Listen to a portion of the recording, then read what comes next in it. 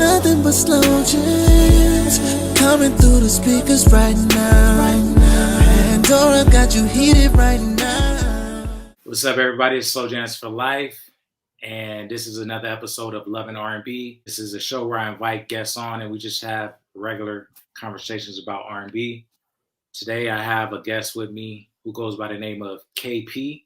He's a music producer, but I really don't like to give labels because I feel like it puts you in a box. I'll just say he's a producer, but he's also a father, which I think is something to be proud of. What's up, KP? What's going on, man? It's wonderful to be here, man. I have much respect for you, and I look forward to having some fun. Let's get into it. Yeah, man. It was definitely a pleasure to have KP on here because this is like a new space for me as far as like creating content.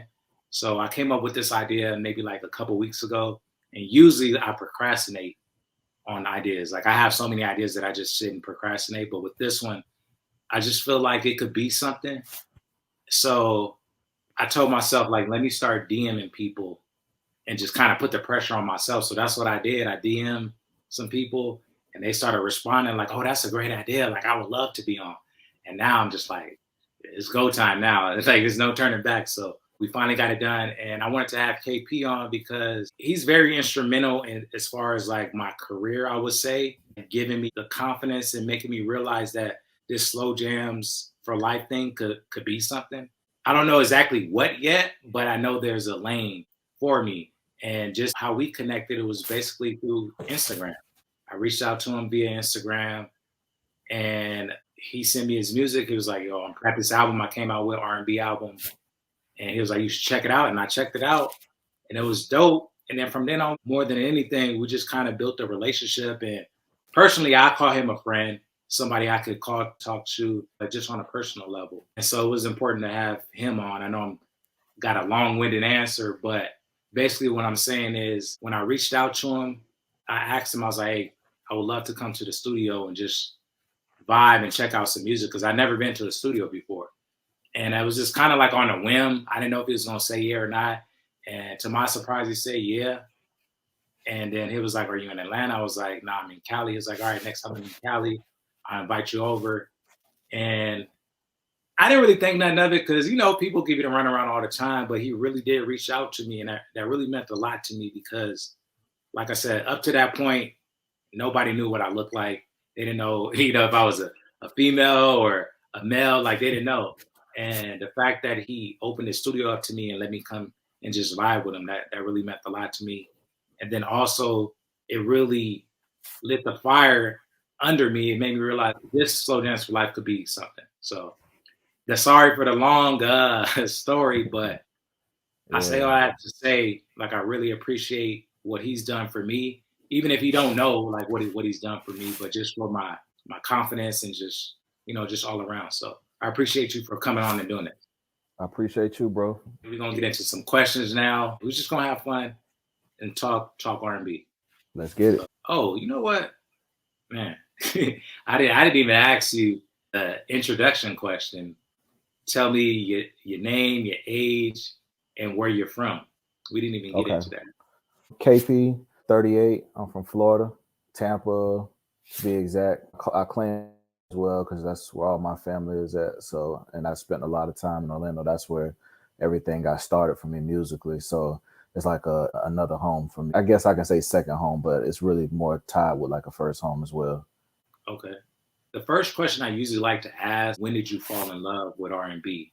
Man, music has been around me since a little boy. I couldn't even tell you an age. My dad playing Boyz II Men, Michael, Prince, Temptation, Gap Band. I mean, playing all kind of stuff. So I kind of just grew up around it as early as I can remember.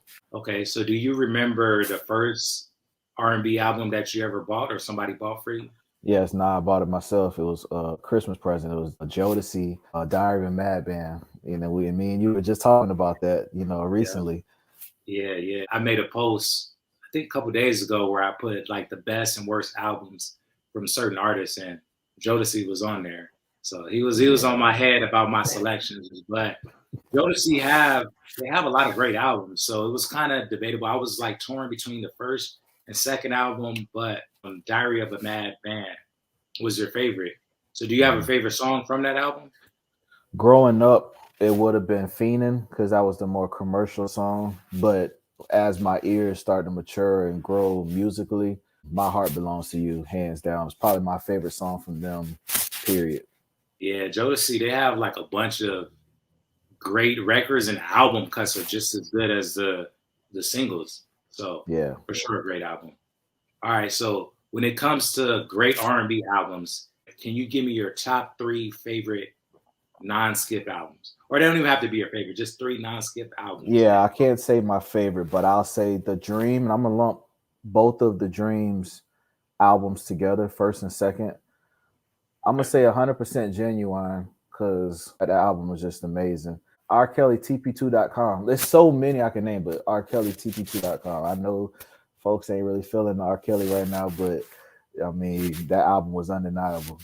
Yeah, they gonna come for you in the comments. They're like, what? Nah, man, I agree. Like, you can't debate his catalog. Yeah. Like So I don't stand for none of the stuff that he was doing. Me personally, I don't even listen to the music anymore. Like I'm one of those I couldn't separate and still support him and still give him his streaming money and stuff. But I could still acknowledge his greatness, you know what I mean? yeah, I'm the same way. I don't post them on my page, but it's because I don't listen to them anymore. Like, so it's just like, I mean, Yeah, no need for me to post them. But like I said, I don't knock anybody that still listens to him.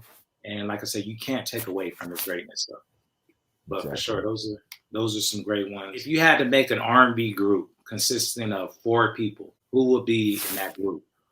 Ooh, that's tough. That's a good question. Four people. Let me see. I'm gonna choose Wanye, Boys to Oh, Men. okay. I'm gonna let him kill the ends of the songs and kill the bridges and stuff. Chris Brown to lead the songs. Uh, that's a really good question. So we got Chris Brown, we got Wanye. You gonna throw any females in there? Jasmine Sullivan. Oh yeah, that's I good. love Jasmine. And dang, that's so tough. Jasmine Sullivan. Who else? You just want to do three? We can just leave it at three. Yeah, let's leave it with them three right there. I would literally have to pull out a pen and paper to try to write that answer down because I'm thinking musically like who can compliment who. So that answer really came on top of the head. And I don't even know if it musically would sound right, but those are the three that came to my head. I think it's a little harder for you because you're a producer. So I'm you probably, thinking way too much. yeah, for sure. Yeah, you probably like, all right, who gonna kill the bridge? Who gonna, So for sure, all right, we'll leave it at those three. So I do these posts all the time on my page where I got 10 slow jams everybody should know, and Mhm. sometimes people agree or disagree. So I'm gonna put you on a spot, but I'm gonna just say, just give me three slow jams that you think everybody loves. D'Angelo, how does it feel? I'll make love to you, Boys to Men. Either that or a bended knee. This is gonna be a left field, but I love this record because when I first heard it. Nah, man, another record just came to mind, so I'm gonna go with this one. John Legend. What is it called? All of you, All of me, yeah. man. All of me. Yeah, yeah. All of me. So that's one of them records. Like, damn. Timeless records. What was the other one you was thinking? I was thinking of Major. This is why I love you.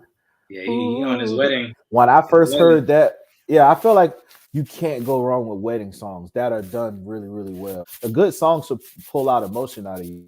I'm saying it should make you feel like you're that person.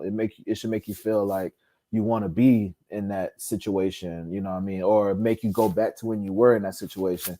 So when I first heard that song immediately, I was like, oh, this is one of the ones, and it's still that's a timeless record, just like the John Legend. Yeah, for sure. I like those songs, so I can't argue with those. So I'm curious to see what the people think. But you already know somebody gonna disagree. They always Yeah. gonna disagree. What's an R&B song or artist that somebody put you on to that you're thankful for?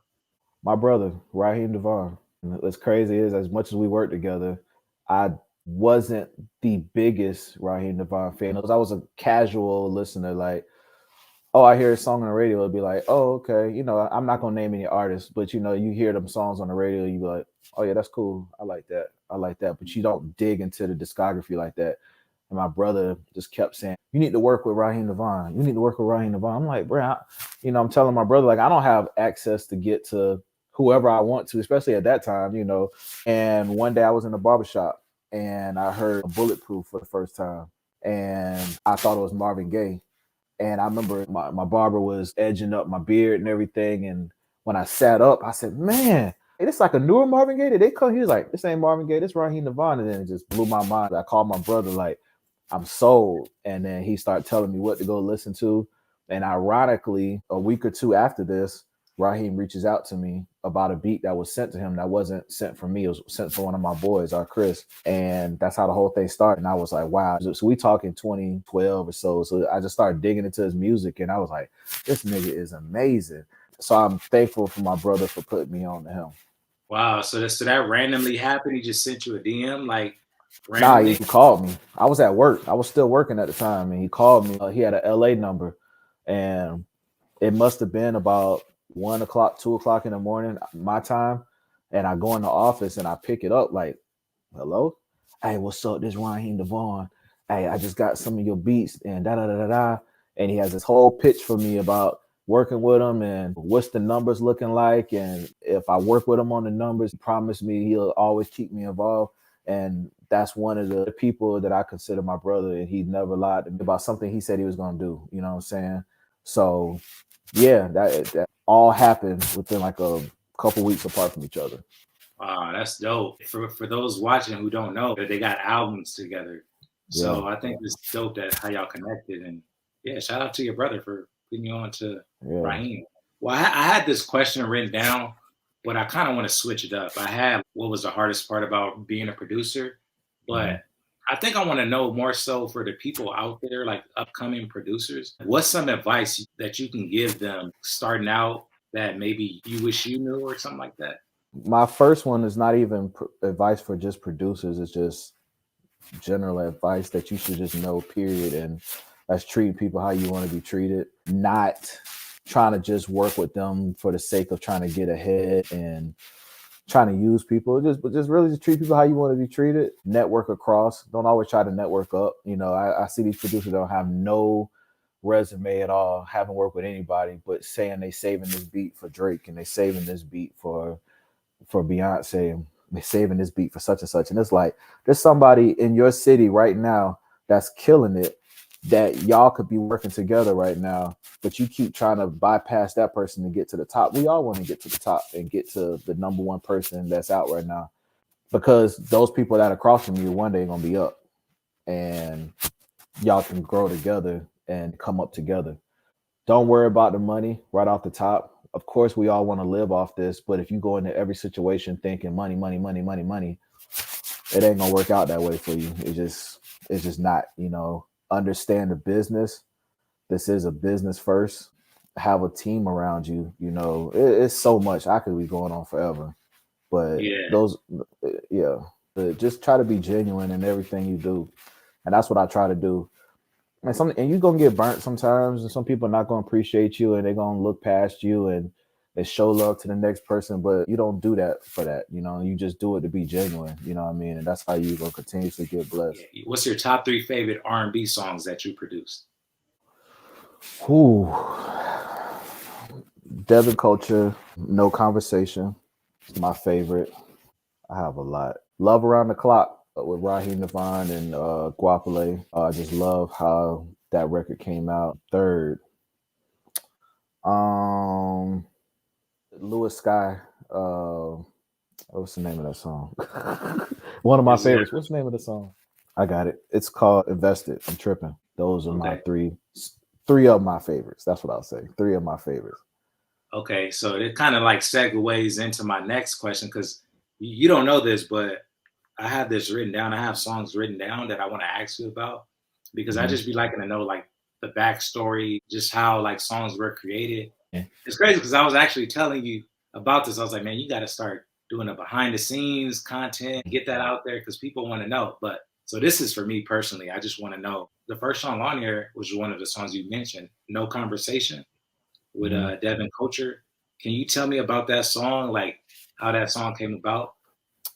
I was working on my first album and Pretty much the album was done. I just needed one more song, and I didn't know what that song was, but I was like, I'm still missing that one song. And I was on my way to a funeral. I was driving down to Florida, and I was listening to beats like I always do, and I came across that beat. The song was put out in 2019. The beat was made in like 2016, and I text Troy Taylor, and shout out to Troy Taylor. I text him and said, "Hey, do you think Devin will get on this record?" And Troy is very, very tough. He has a tough ear. He likes it. You know, you got something.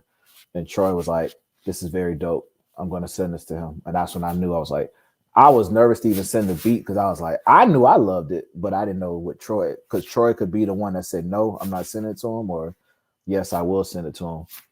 And I didn't hear anything for like a couple weeks, months maybe. And I was just kept checking in on Devin. And then one day he called me and my lady were at the crib watching Scandal. And he called me and he said, hey, he called me on FaceTime and he played it. He played like the first verse, the first verse and the hook. And as soon as it dropped, I was like, I was like, oh, this could be something. And he's like, man, what you think about that, bro? And I was like, bro, finish that. Finish it. So for like the next 2 months, maybe, I kept telling him to finish. I went to one of his live shows, and after the show, I was like, finish the record. Like I just kept telling him to finish it. Finally, he finished it, and he sent it to me, and it was done. It was just incredible. You know what I mean? Him and Breland wrote that record together, so about amazing. Yeah, that's a dope record. I would say that's one of my favorite R&B records that you produce. And I remember when I first heard it, I don't know if I was on Devin Culture yet, but I remember you telling me to check out the album, man. If I remember correctly, that's like the first song on there, is it? Or like yeah, after the intro, yeah. Yeah, so I heard it, I was like, man, this song is really good. I don't know if you know this, but I used to DJ at a strip club. Mm-hmm. And because I would always play R&B. I would play the fast songs, but usually girls want to dance to a fast song first and then a slow song second. Mm-hmm. So this song gives me that vibe of the strip clubs. So I'm like, yeah, I know if I was still DJing, I already know what this song will be doing up there. So yeah, thank you for that song. It's one of my favorites. The second song I have on here is Love Songs, and it's featuring Raheem Devaughn. So I was working on Love, Lust, Vulnerability. I wanted to do something different. We worked together so much. I try not to give him the same stuff all the time. I collabed with my boy Leon Typod and wanted to give it a old school, like Bootsy Collins type feel, but still with Raheem's touch. Raheem took forever to record that song. If you know me, I'm very aggressive when I want something. So I would text him all the time, call him. If he went live on Instagram, I'll be in Instagram. I'll be like, I want my song. Where's my record? And he kept saying, like, I got the idea. I just need to lay it down. I got the idea. The people that know or don't know, he doesn't write. So he'll just go in there and go off the top of his head about what he's hearing. But he's like, I got the idea. I just got to just go in there and lay it down. What I love about working with him is that he treats every record like it's his record. So there was no horns on the record at all. And he hit me up. Was it horns on the record? Yeah, nah, he's the one that told me to put the horns on the record. He said, yo, you should put some horns on this. You know, so I reached out to my guy, Amnesia James, you know what I'm saying? And he threw the horns on there. And then he was like, we need a bridge too. And we threw the bridge, more horns on the bridge and everything. And he just really like went and took it and the mixing phase just took it and made it his own. You know what I mean? So, but I love that record as well. Y'all have great chemistry. I don't think I've heard a bad song yet from y'all. So, I mean, I love when y'all work together and y'all putting out music. So that's definitely dope. I begged him for like years to drop an album with me. Like, bro, let's just do an album. We had so many songs together. Let's just do an album. And he would just kind of ignore it. And I thought he was ignoring it. And then one day he called me during the pandemic, like 5 o'clock in the morning. And he's always working. So he was playing me a song. I was so out of it, I didn't even recognize the beat. I was like, okay, that's a cool song. Who did the beat? And I started thinking about like, oh, that's my record. And then he was like, let's do the project that you've been talking about. By this time, I hadn't said nothing in about a year or so. So I was like, oh, you ready? And I take that seriously. Like every album is like my little baby. So from that moment on, I was in album mode. That's all I was thinking about, album mode. So I'm glad that we got to this point now to where we're doing multiple projects now. We're talking about doing other things together. Yeah, that's dope. If you haven't had a chance to check that album out, please do. And I don't really just give people props just because they're in front of me. I really listen to the album, and if I like it, I'm gonna tell you. Like I remember when I heard it, I was texting you. I was like, "Yo, bro, I like this part. The new album that you guys got out, Love Euphoria. Love Euphoria. Yeah, man, that's another great album. Who's the other person on it with you? Vandale Andrew. Vandale Andrew, man, that album is. So, quick little story. I wasn't really into jazz. Like, I'm just now getting it. Like, growing up, was never really into jazz. But as you get older, you start hearing things differently. And now, when I be hearing the jazz, I'm like, man, that thing is a vibe. So the fact that y'all combine that with the R&B is just like, man, it was. Yeah, I'll be playing that thing in the gym, listening to. I texted. I was like, yo, I'm listening to this in the gym. I want to ask you about "Love Around the Clock." Featuring Guapale and Raheem Devaughn. So on that record, the beat was done my first year at Motown, 2017. Me and my boy Joe Millionaire, we did the beat. Raheem said, yo, I need something for that I can put Guapale on. And I was like, all right, cool. We did the beat. Nothing ever came from it. And then maybe like a year or so later, he sang the hook and was like, because he wrote the whole song, but at the time he had just did the hook, and he was like, "Yeah, I'm gonna get Guapale to re-sing this part." Da da da da da.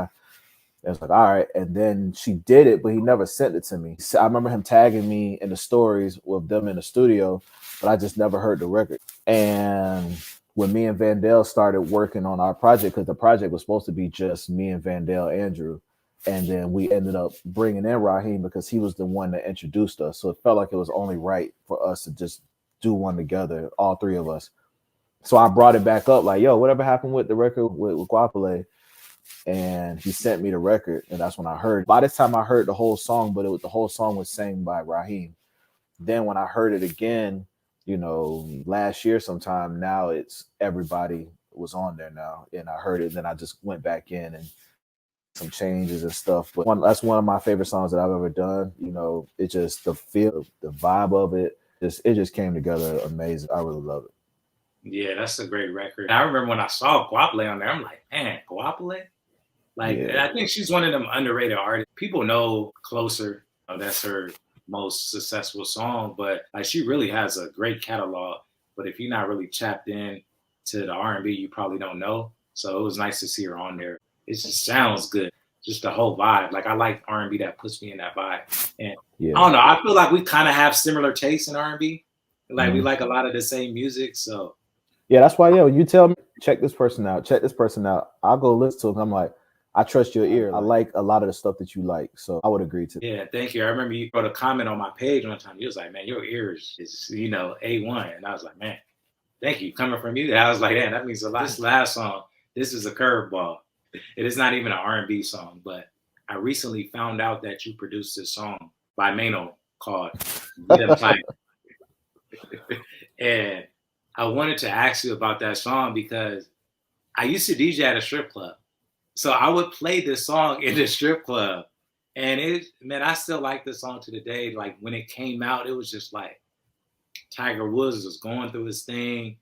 I don't know. I heard that song. It was just like a crazy song. But I always vibe to the song.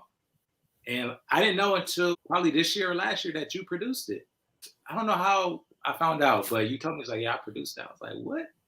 Or maybe, I saw it on YouTube. Yeah, I saw it on the video, yeah. Okay. So tell me about that record and how that came about. Man, I'm drawing a blank on the dude's name. Hills, I'm sorry. So Hills, this guy named Hills hit me up and said, yo, I need some beats for Mano. At the time, Mano had just did All of the Above and I forget his main single, the first one that came out, but All of the Above was like the big one. So I was like, all right, I don't really listen to his music, but I seen some stuff and I sent him some records, some beats. And one day my phone was just blowing up. And At the time I was working, I had to get up at 4 o'clock in the morning. So they was calling me at 1 o'clock, 2 o'clock. So I was just out of it. And finally I kept seeing my phone light up and buzzing by my ear. I answered and they were like, yo, Mano's about to record to the record. Give me the stems. And I don't know anything about business at the time. So I'm like, I'm getting up trying to send stems, something I wouldn't do right now, depending on the situation, but more than likely I wouldn't do. So I'm like, all right, cool. And I didn't hear the record or anything like that. I'll skip past all that stuff and I'll just get to, I finally heard the record and I heard it on the radio. It's my first radio record. And I was getting calls from people in New York, mainly New York, because, you know, that's where he's from. So I was getting a lot of calls from people in New York, Cali, all over the place playing this record. And it was my first, you know, nice royalty check. Like, it was a big deal for me. Like, I remember cashing that first check. You know, it was my first big check ever. Cashing that check and I got a whole bunch of ones. Can I get these in ones? And throwing it up in my little apartment and stuff. Man, I was so happy, man. That record was like, that's all I would listen to. Like, I would get in the car. I always listen to my own music. So I would just get in the car and just play it and just jam it. And it was just such a dope moment for me. You know what I mean? 2009, that's pretty much how I kicked off the colleagues, was by pretty much getting my first major placement within like a couple months of starting the colleagues. Like, it was the best feeling ever. That's dope. It's so crazy because, like I said, how we connected. I didn't know you produced that record, but I remember that record, like playing it in the strip club. So it's interesting to kind of bring it full circle and kind of see how that record got created. And yeah, talk to the guy who produced the record. So I remember when you DM me that or text me, I forget which one it was, and you was like, I was just sitting there listening to YouTube, and I heard the colleagues tag. I didn't know you did this, and I was like, wow. And it really, when you sent me that message, it made me go back and just started just thinking about all that stuff, the journey and everything I've been through from that moment to where we are now. It's something I don't take for granted. You know what I mean? Like, there's a lot of people that you're going to meet on this journey, a lot of people that's going to give up.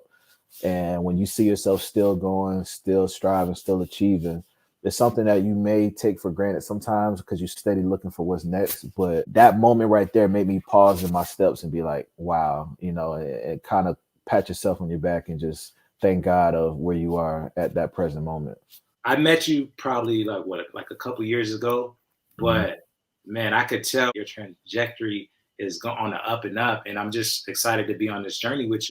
I won't share what we talked about, but I remember you saying like, man, if I produce this song for such and such, man, that'd be major, and I think you're gonna get that one day. So just I keep want being that. I've always wanted that timeless, that record that's always played at the barbecue, that record that's always played in the arenas. You know what I'm saying? One of those type records. You know what I mean? I'm still fishing for it. You know what I mean? One of those timeless records that is going to get played 30 years from now. You know what I mean? I still want that. That's what keeps me going. It's coming. It's coming for sure. I respect that, bro. All right. So we coming to the close, but before we get out of here, I wanna ask you, like, who's an R&B artist that you feel is underrated that deserves more recognition besides Devin Culture, because he for sure. Devin just need to put out more music. That's what's, you know what I mean. But oh man, even though he's getting a lot of love, and I feel like his trajectory is steadily moving up, I'm gonna say Vedo. I'll say Vedo. I feel like his pen game is just insane. Vedo has the full package, you know what I mean? I would probably lean towards him, but it's not saying that he's not getting love. Like, he's getting a lot of love. Like, I love his music so much that I feel like he should be getting even more love. Like, so yeah. I caught on to Vedo kind of late, probably like around when he came out with that song "You Got It." So I still got to go back and listen to. But I went to his concert. It was cool to see like the love that everybody was giving him. I met Vedo in 2016. We were both doing K-pop together, and he was writing my records in K-pop. And that's when he was like, "Yo, can you produce some records on my album?" You know, he was dropping his albums. I was like, "All right, cool. You know, you writing records for me." I'm bringing this up because it's an example of networking across and not trying to always network up. I basically worked with him because I was like, this dude is extremely dope. Pen game is crazy. Like, he's going to be one of them ones that take off. So now here it is. 2023, I get hit up all the time. People like, yo, put me down with Vedo. Yo, I'm trying to work with Vedo. I'm just like, I was trying to pull in some people back then to work with him. Like, yo, this dude Vedo is dope. You know what I mean? So it's an example of what can happen if you just stay down and just keep working with people. You know what I mean? So I'm really, really happy for him. And I text his manager all the time, Ro, and I always text him like, bro, I'm so happy for y'all. I'm so proud of y'all. Just seeing the love that he's getting. But yeah, like between me and him, that goes back to 2015, 2016. That's dope. Yeah, and it's important to say this again. People really don't understand the importance of relationships and just networking and not feeling like you bigger than somebody, even if you are at that moment. Like, you know, you never know. They could surpass you eventually or be the one that's going to hire you. And some people remember that. It goes back to treating people how you want to be treated. Do you want to be passed up on? Do you want to be looked down on because you're not as big as them? No, you're going to remember that when someone treats you that way. But you will also definitely remember when someone showed you love and you felt like, you showing me love? Like imagine you, it doesn't have to be this high, but imagine you meeting Beyonce and she just takes the time out to hear you, to speak to you, to talk to you like you're a damn human and give you the opportunity, and they just have a casual conversation. That'll go a long way. So even with an artist that you admire, that you want to work with, and when they do that to you, you're going to remember that, you know what I mean? But you'll also definitely remember if they treated you the other way and was real mean and was rude and arrogant and stuff. So any conversation I enter, it ain't about bragging, it ain't about I got, because I feel like we all got the same amount of stuff. You know what I mean? At the end of the day, I'm not bragging on none of that stuff. Well, even if you don't have any hits or in one record's place, you one record away from your life being changed and surpassing anything that I've done. So it's like, who am I to sit here and look down on you when you one record away from bypassing anything that I've ever done? Yeah. So yeah. Well said. So for this last part, I want to play a little game, and I'm gonna just give you two options, and then you just tell me which one you like better: Mariah Carey or Whitney Houston. Whitney. Without hesitation. Whitney. No hesitation at all. All right. 112 or Jagged Edge? Jagged Edge. Why Jagged Edge? I love their songs more. I mean, 112 was dope, but Jagged Edge, I just feel like I connected with their records a little bit more. I feel like just the whole package of what they came with, I like a whole lot more. Okay. Joe or Donnell Jones? Joe's pen game is crazy. I don't know if Donnell writes his records like that, but I know Joe. Joe is nice. Joe got some Donnell has some classic records too, but Joe, hands down. Now for this last one, I was gonna say Usher or Chris Brown, but I feel like I know you're gonna say Usher. Am I right with that? Keep going. Yeah, so I'm gonna just switch it up. Chris Brown, Poppin', or Chris Brown, Take You Down. Poppin'. Which one you like Poppin' better? Why Poppin'? Mm-hmm. The beat, the hook, I love that hook more. I mean, that hook just was dope. That's one of his older songs, but it still goes today. I still have it on my Chris Brown playlist. Yeah, I agree. I like Poppin' better. I like Take You Down too, but Poppin's that was like yeah, that's basically it. This is the whole show. But before I go, I just want to say thank you for doing this again. Like I really appreciate this more than you know. So at this moment, I like to just give you the floor. If there's anything you want to promote or any words of encouragement you want to leave. And I say that because I think you have a way with words. Like I like how you think and stuff. So if there's anything you want to say before you go, I'm going to give you the floor and then I'm going to sign off and then we're going to end it like that. Thank you everybody for listening. Thank you for having me, brother. First and foremost, I got a new album coming out in August. It's not going to be R&B though. It's going to be rap. But I still always intertwine some of it in there. You know what I mean? But I guess I would just leave everybody with stay true, keep working hard, no matter what it looks like, keep going and understand that your time is coming. That's kind of basic, but I just keep it there. Yeah, well said. And he's a little humble. Like he don't really like to brag much. He just released a new single with Mr. Fab. I don't. Is it going to be on your album? Yeah, that's gonna be on the album too. New Yeah, record with Mr. called Wet. Fab. Wet. Yeah, it's called Wet. I told him this. It kind of reminds me of that old hyphy. If you're from the Yay area, Bay Area, you know about that, the hyphy movement. I'm hoping I can get a remix out there Yeah. with Too Short. I told you already, but you know, Too Short was supposed to be on that, and it didn't work out, timing reasons. But I'm hoping to get him on for the remix. But I love that hyphy stuff back in the day. Even though I'm from Florida, I still love the whole hyphy movement. And Fab, man, is just incredible. We working on a project as well. But yeah, Wet. Yes. Check that out, y'all. For sure. Yeah. This is the sign off part, and I'm gonna need help with this one. Like, I like to sign off, and I have this thing on the page. If you follow the page, you know I'm promoting this justice. Wizzy wow. You already know where it's coming. So, like, this is just something that just happened. Usually when I do stuff, it's always strategic for the most part. But I posted this song on a page, and people hated this song. And when I first posted it, I didn't like it either. So it was kind of like a joke. And then somebody was like, man, stop posting that song. And usually when people tell me to stop doing something, I'm always going to double down and do the opposite. So I made it my mission to make this Wizzy Wow relevant. So a long-winded answer to say, I sign off by saying, this is Slowjams4life, Wizzy Wow. And I'm going to need KP to say, Wizzy wow. yes, sir.